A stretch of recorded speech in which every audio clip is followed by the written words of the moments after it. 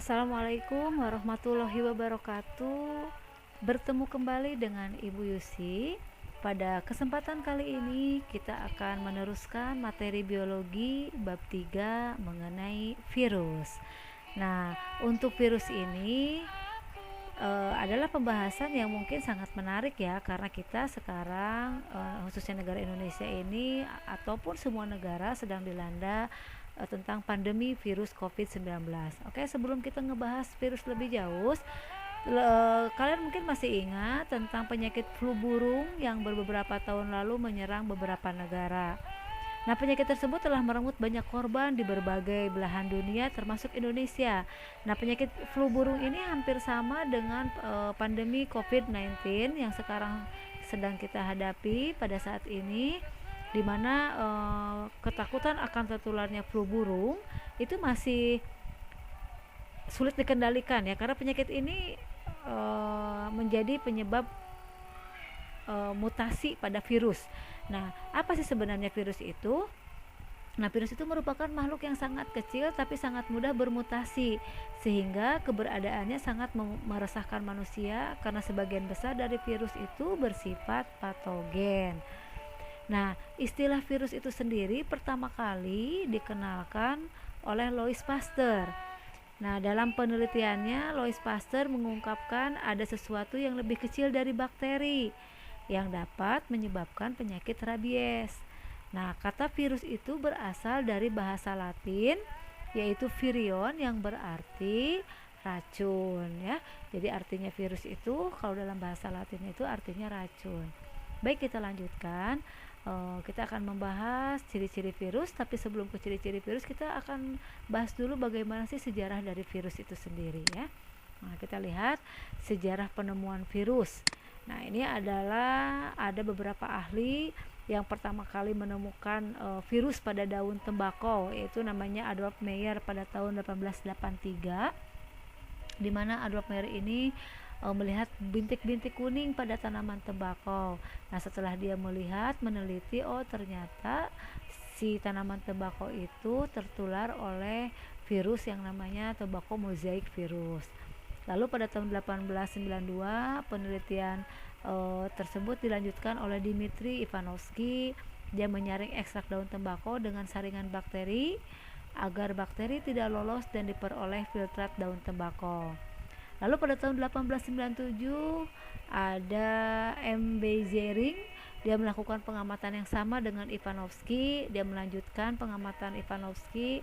Jadi dia menyimpulkan ada agen yang menginfeksi tanaman tembakau yang disebut dengan virus lolos saring. Lalu ada W. M. Stanley tahun 1935. Stanley memberi nama virus penyebab penyakit mosaik pada daun tembakau itu dengan nama tobacco mosaic virus atau disingkat dengan TMP. Itu adalah beberapa penemu sejarah tentang virus. Nah, kita lanjutkan. Apa sih itu sifat-sifat virus ya? Jadi yang pertama kita lihat bahwa virus itu bukan merupakan sel. Ya, virus itu bersifat aseluler.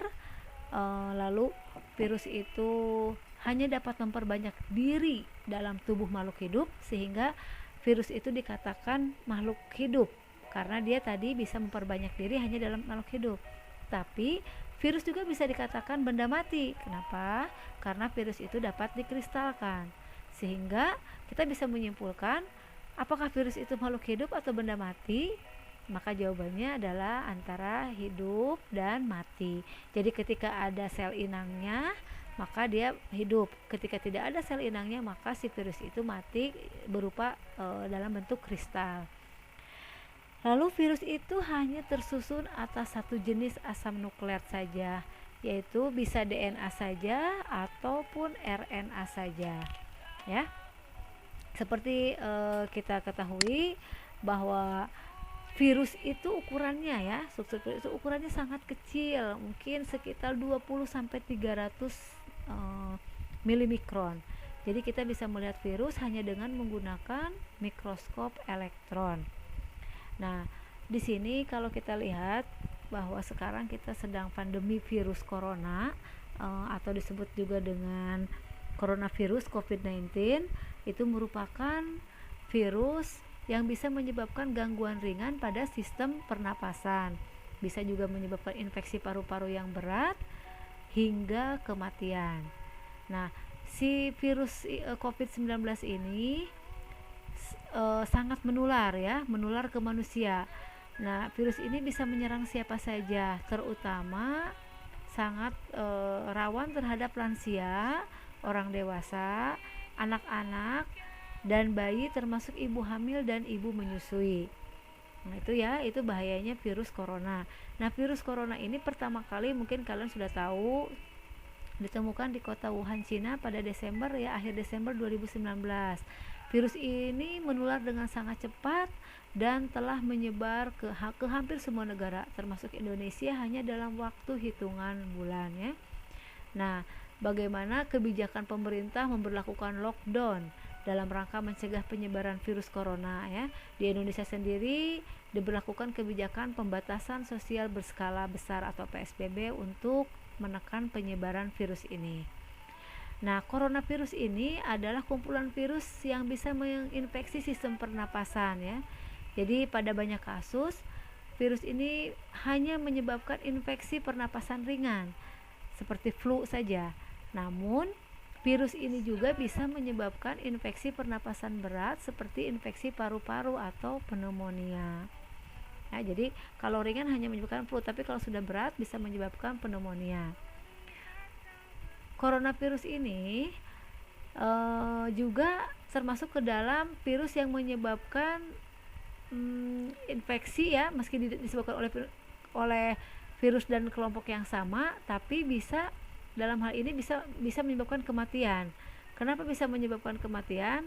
Karena tadi si coronavirus ini penderitanya terutama laki-laki lebih banyak daripada perempuan. Laki-laki itu bisa terserang 58,5%, sedangkan perempuan 41,5%. Bagaimana gejala awal orang terkena COVID-19? Jadi gejala awalnya biasanya si penderita mengalami demam tinggi, batuk berdahak, bahkan berdarah, sesak napas, dan nyeri dada ya. Nah, ini muncul ketika si tubuh itu bereaksi melawan virus corona ya. Tapi kalau misalkan gejala ringan biasanya menyerupai flu saja ya, yaitu demam, pilek, batuk kering, sakit tenggorokan, dan sakit kepala. Itu kalau gejalanya ringan. Nah, secara umum ada 3 gejala yang bisa menandakan seseorang terinfeksi virus corona, yaitu demam, suhunya di atas 38 derajat Celcius, batuk kering, dan sesak napas. Nah, gitu ya. Lalu untuk gejala ringan lebih beratnya itu bisa menyebabkan diare, sakit kepala, hilangnya kemampuan mengecap ya, atau mencium bau, dan juga menyebabkan ruam di kulit. Nah, bagaimana kita untuk mencegah terinfeksi atau tertular dari COVID-19 itu? Maka kita harus menerapkan hidup sehat ya. Jadi yang pertama, lakukan social distancing atau physical distancing, lalu gunakan masker, jangan lupa rutin mencuci tangan ya, meningkatkan daya tahan tubuh dengan cara rajin berolahraga, mengkonsumsi makanan yang sehat. Nah, seperti itu ya, itu untuk yang virus corona yang sekarang sedang melanda hampir di semua negara ya. Nah, kita lanjutkan, bagaimana sih bentuk tubuhnya? Bentuk tubuh dari virus itu bermacam-macam. Ada yang berbentuk seperti bola ya. Ini contohnya pada virus influenza dan HIV bentuknya seperti bola, termasuk juga virus COVID-19. Lalu ada yang berbentuk seperti batang ya, ini adalah tobacco mosaic virus yang tadi menyerang tanaman tembakau. Dan ada juga yang berbentuk seperti huruf T, yaitu biasanya virus yang menyerang bakteri. Jadi virus itu sangat dahsyat ya. Selain menyerang manusia, ada juga virus itu menyerang tumbuhan, menyerang hewan, dan juga bakteri. Bakteri pun bisa terserang oleh virus. Oke, kita lihat ini adalah klasifikasi virus. Ciri-ciri utamanya tadi ya sudah Ibu jelaskan di awal, bahwa virus itu memiliki asam nukleat, bisa RNA saja, bisa DNA saja. Lalu struktur partikel virusnya ada kapsid ya, strukturnya ada ekornya, lalu ada jumlah kapsomer, ukuran virion, dan lain-lainnya ya. Nah, berdasarkan uraian itu maka virus dapat dikelompokkan berdasarkan kandungan asam nukleatnya bentuk dasar, keberadaan selubung yang melapisi nukleokapsid, jumlah kapsomer, dan sel inang. Kita lihat bentuk virus berdasarkan asam nukleatnya tadi sudah Ibu jelaskan di awal. Ada virus yang mengandung RNA, ada yang virus yang mengandung asam nukleatnya DNA saja. Ini contoh-contohnya bisa kalian lihat, apa saja virus yang mengandung RNA, apa saja virus yang mengandung asam nukleat DNA. Lalu selanjutnya adalah pengelompokan virus berdasarkan bentuk dasarnya. Ada virus yang berbentuk ikosahedral, virus yang berbentuk helikal, dan ada juga virus yang berbentuk kompleks. Silahkan kalian baca apa saja bedanya antara ikosahedral, bentuk helikal, dan bentuk kompleks. Selanjutnya, pengelompokan virus berdasarkan keberadaan selubung yang melapisi nukleokapsid. Di sini ada virus yang berselubung atau bersampul. Biasanya virus yang berselubung atau bersampul itu tersusun atas lipoprotein atau glikoprotein. Sedangkan virus telanjang itu berarti dia tidak memiliki selubung nukleokapsidnya, sehingga disebut dengan virus telanjang.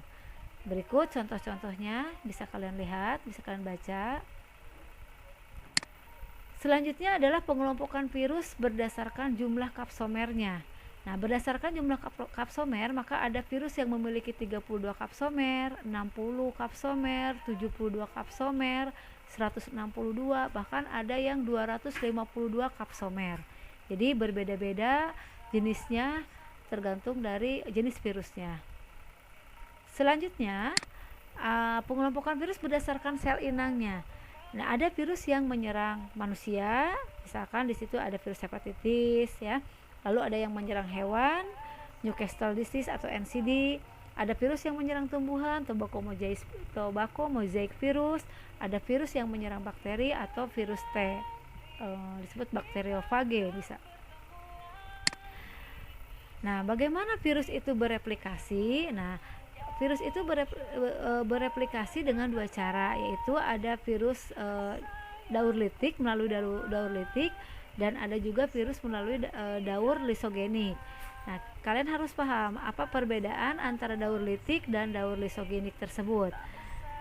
Nah, kita lihat untuk daur litik di sini yang pertama virus melekatkan diri pada dinding sel.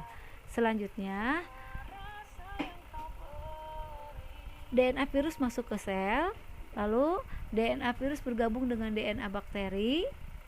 Setelah itu lanjut ke C, pembentukan bagian-bagian tubuh virus baru, perakitan virus baru, dan yang terakhir sel bakteri akan lisis. Ini adalah pada daur litik.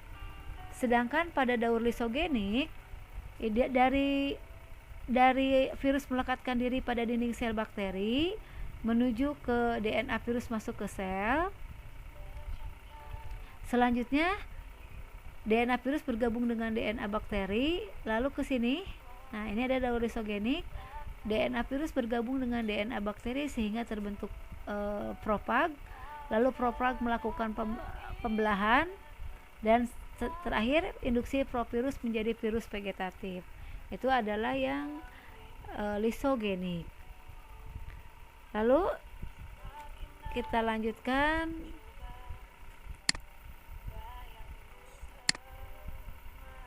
peranan virus bagi kehidupan.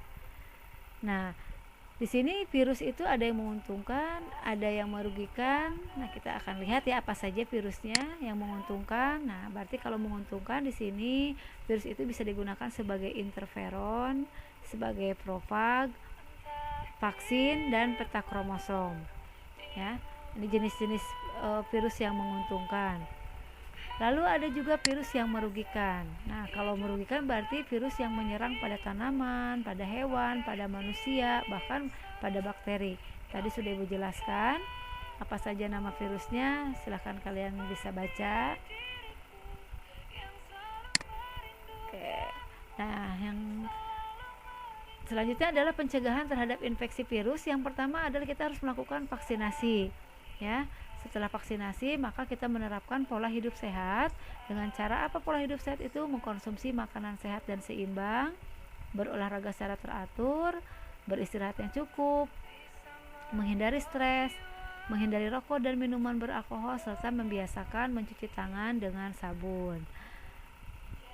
Oke, selanjutnya yang terakhir adalah bagaimana kita mengenal lebih dekat HIV virus.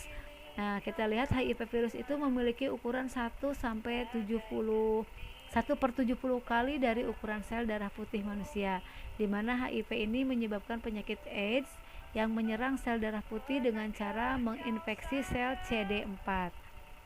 Nah, HIV ini dapat ditularkan kepada orang yang sehat melalui berbagai cara ya. Dan pada sampai saat ini AIDS itu belum ada obatnya. Sama seperti coronavirus atau COVID-19, sampai saat ini belum ada obatnya. Baik, demikian penjelasan Ibu terkait dengan virus. Mudah-mudahan apa yang tadi sudah Ibu jelaskan bisa kalian pahami. Sekian, terima kasih atas perhatiannya. Assalamualaikum warahmatullahi wabarakatuh.